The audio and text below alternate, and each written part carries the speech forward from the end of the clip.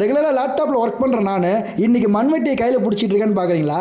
ஒன்றும் இல்லைங்க, நம்ம காரை சுற்றியும் அப்புறம் வாழை மரத்துக்கு கீழே வந்து பார்த்தீங்கன்னா தேவையில்லாத களைகள் வளர்ந்துருந்துச்சு. ரெகுலராக அந்த களையெல்லாம் பிடுங்கி போடுறதுக்கு ஆள் வச்சிருப்போம். ஸோ இன்னைக்கு நான் ஃப்ரீயாக இருந்தனால நானே இதெல்லாம் பிடுங்கி போட்டுடலான்னு இறங்கிட்டேன். பக்கத்து வீட்டு ஐயா கிட்ட இருந்து மண்வெட்டி வாங்கிட்டு வாழை மரத்துக்கு கீழே இருக்கிற களை அப்புறம் காருக்கு கீழே இருக்கிற களை எல்லாமே பிடுங்கி எரிஞ்சிட்டேன். இந்த பெரிய பெரிய களையெல்லாம் ஏன் எடுக்கிறேன் அப்படின்னா, இதை யூஸ் பண்ணி பெரிய பெரிய பூச்சிங்க எல்லாம் வீட்டுக்குள்ளே வருது. அதனால தான் வந்து பார்த்தீங்கன்னா இந்த களையெல்லாம் எடுக்கிறேன். கிட்டத்தட்ட 1 hour பக்கமா மண்வெட்டியை வச்சு பாருங்களேன் எவ்வளோ களையை பிடுங்கி எரிஞ்சிருக்கேன். புதர் மாதிரி ரொம்ப மோசமாக இருந்துச்சு, பெரிய பூச்சி இருந்தால் கூட தெரியாது. இப்போ பாருங்களேன் எவ்வளோ சமமாக இருக்கு. நம்ம ரெயின்ஸ்கா பாப்பா பாருங்களேன், அப்பாவுக்கு தாக எடுக்கும் அப்படின்னு சொல்லிட்டு பாருங்க சொம்புல தண்ணி எடுத்து வந்து கொடுக்குறாங்க.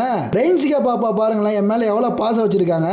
ரெயின்ஸ்காவுக்கு இதெல்லாம் சொல்லி தரவே தேவையில்லை, டேடி மேலே அவ்வளோ பாசம். உங்க குழந்தைங்க போட்டோ இல்லை உங்க ஃபேமிலி போட்டோ இதே மாதிரி போட்டோ ஃப்ரேம் பண்ணணும் அப்படின்னா இந்த வாட்ஸ்அப் நம்பருக்கு மெசேஜ் இல்லை கால் பண்ணுங்க.